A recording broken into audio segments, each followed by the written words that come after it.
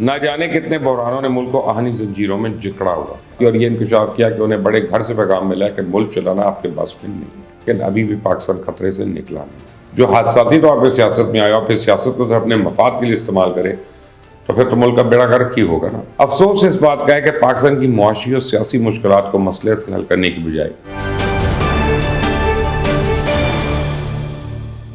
بسم اللہ الرحمن الرحیم، السلام علیکم۔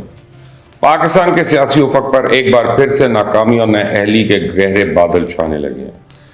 پاکستان ایک کے بعد دوسری بڑی مشکل میں گھرتا چلا جا رہا ہے۔ معاشی بحران ہو، سیاسی بحران، آئینی بحران، توانائی کا بحران، نہ جانے کتنے بحرانوں نے ملک کو آہنی زنجیروں میں جکڑا ہوا ہے۔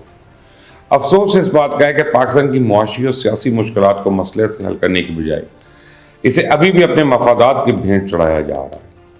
لیکن اب سازشی تھیوریز، نفرت، لانگ مارچ اور آزادی مارچ کی سیاست سے تنگ آئے شہر اقتدار میں ایک نئے سیاسی نظام کی بازگشت سنائی دے رہی ہے۔ یہ سیاسی نظام کیا ہے؟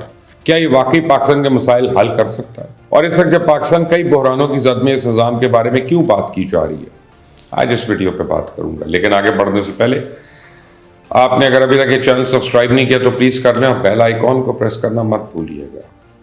وفاقی حکومت کے ایک نامعلوم وزیر کے انکشاف نے ملک میں ایک نئی اور پہلے سے بڑی بحث کو جنم دے دیا ہے۔ وزیر نے ایک میڈیا آرگنائزیشن سے بات کی اور یہ انکشاف کیا کہ انہیں بڑے گھر سے پیغام ملا کہ ملک چلانا آپ کے بس میں نہیں ہے۔ ملک چلانے کے لیے اس وقت بڑے فیصلے کرنے ہوں گے جو کسی بھی سیاسی جماعت کے لیے قابل قبول نہیں۔ اگر سخت فیصلے لیے گئے تو پھر عوام بدظن ہو جائے گی اور کوئی بھی سیاسی جماعت اپنی سیاسی مفاد کو داؤ پہ نہیں لگانا چاہتی۔ مسلم لیگ نون نے اقتدار میں آنے کے بعد چند بڑے فیصلے تو کر لیے۔ آئی ایم ایف سے بھی مذاکرات کا پہلا دور بھی اچھی طرح پورا ہو گیا۔ پاکستان نے $1 ارب کی بانڈز کی بھی ادائیگی کر دی، جس سے وقتی طور پر تو پاکستان کے ڈیفالٹ ہونے کا خطرہ ٹل گیا، لیکن ابھی بھی پاکستان خطرے سے نکلا نہیں۔ ابھی بھی کچھ معاشی فیصلے ایسے لینے ہوں گے جن کا اثر براہ راست عوام پہ پڑ سکتا ہے۔ ابھی بھی آئی ایم ایف سے مذاکرات کے لیے ایسے ٹیکس لگانے پڑیں گے جس سے لوگوں کی مشکلات میں اضافہ ہو سکتا ہے، اور نون لیگ ایسے فیصلے لینے کو تیار نہیں ہے، کیونکہ نون لیگ کے ذرائع کے مطابق کچھ وقت میں نواز شریف نے پاکستان بھی آنا ہے۔ انہوں نے مسلم لیگ کی کوئی بھی ساکھ بحال کرنے کے لیے ملک میں جگہ جگہ جلسے کرنے ہیں۔ عمران خان کی مقبولیت کو ٹکر دینے کے لیے ایک نیا بیانیہ تخلیق کرنا ہوگا، اور اگر اس مشکل دور میں عوام میں گئے تو ان سے پاکستان کی بدحالی کے بارے میں تو سوالات ہونا شروع ہو جائیں گے۔ اور تب نواز شریف ایک طرف بضد ہے کہ لوگوں کو ریلیف دیا جائے، بجلی اور پیٹرول کی قیمت کم کی جائے، لیکن عملی طور پہ ایسا ممکن نہیں ہے۔ ایسے میں ہی ایک نئے نظام یعنی ٹیکنوکریٹ گورنمنٹ کے بارے میں سوچا جا رہا ہے، غور ہو رہا ہے۔ ٹیکنوکریٹس کا ایک ایسا نظام ہے جس میں ملک کے معاملات براہ راست چند ایسی شخصیات چلاتی ہیں جو اپنے اپنے شعبے سے تعلق رکھتی ہیں۔ مثال کے طور پہ اگر ہم نے تعلیم کا نظام چلانا ہے تو تعلیم کا وزیر بھی کم از کم کسی اچھی یونیورسٹی سے تعلیم یافتہ ہو۔ اس میں نظام تعلیم بہتر کرنے کی تمام خصوصیات ہوں گی اور تعلیم کے امور کو سمجھتا ہوگا، اپنے وسیع تر تجربے سے بہتر پالیسی بنا سکے گا۔ اسی طرح اگر ہم نے زراعت کا نظام بہتر کرنا ہے تو اس کے لیے بھی ہمیں کسی ایسے شخص کے ہاتھ میں زراعت کی وزارت دینی ہوگی جس کا تعلق خود اسی شعبے سے ہو، جو بہتر پیداوار کی ذمہ داری لے سکے، جو جدید دور کے تقاضوں کے مطابق زراعت کے شعبے کو ترقی دے سکے۔ اگر زراعت کی منسٹری کسی ایسے شخص کے ہاتھ میں دے دی جائے جو حادثاتی طور پہ سیاست میں آیا اور پھر سیاست کو اپنے مفاد کے لیے استعمال کرے تو پھر تو ملک کا بیڑا غرق ہی ہوگا نا۔ بالکل اسی طرح اگر معیشت کو چلانا ہو تو ہمیں ایک ایسے شخص کا انتخاب کرنا ہوگا جس نے معیشت کی تعلیم حاصل کی ہو، پھر باقاعدہ عملی طور پہ مختلف آرگنائزیشن کے ساتھ کام کیا ہو، جو ایک اچھی معاشی پالیسی بنا کے ملک کو بحران سے نکالنا جانتا ہو، جو ملک کی امپورٹس کو کم کرے اور ایکسپورٹس کو بڑھانے پہ توجہ دے، جو کرنٹ اکاؤنٹ ڈیفیسٹ کو ختم کرے اور جی ڈی پی کو بہتر کرنا جانتا ہو۔ لیکن ہمارے ملک میں جب کوئی سیاسی جماعت الیکشن جیت کے آتی ہے تو پھر وزارتوں کی بندر بانٹ ہوتی ہے۔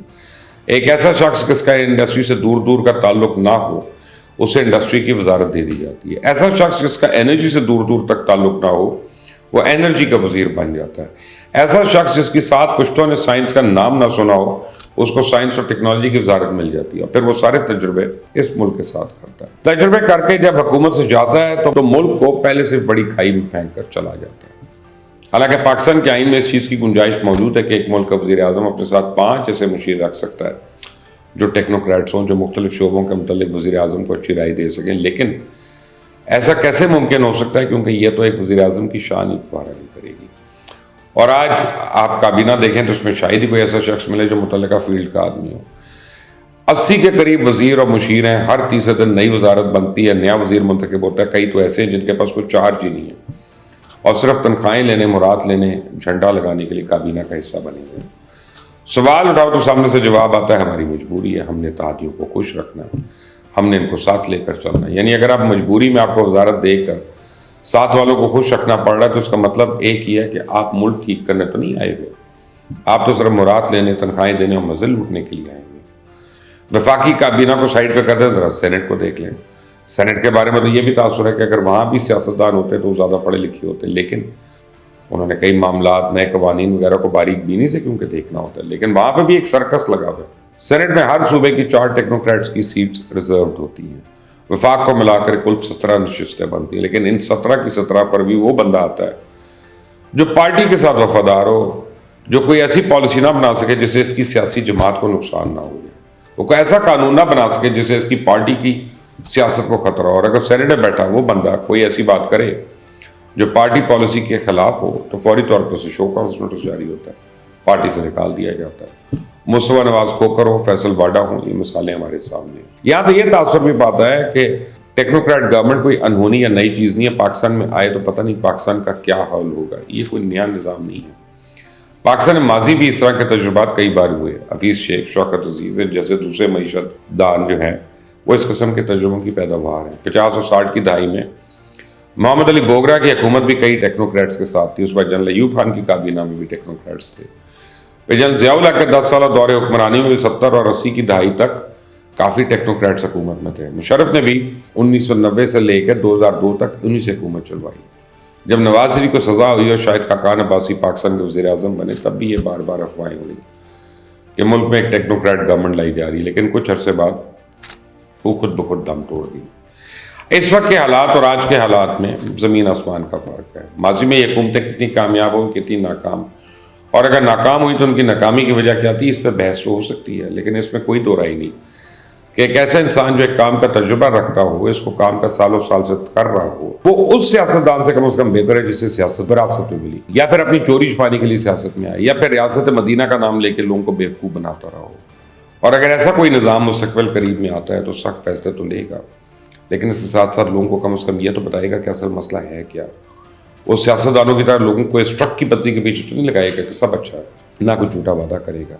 फैसला अब सियासतदानों के हाथ में कि वो पाकिस्तान के मसाइल का हल करने में किस हद तक संजीदा हैं।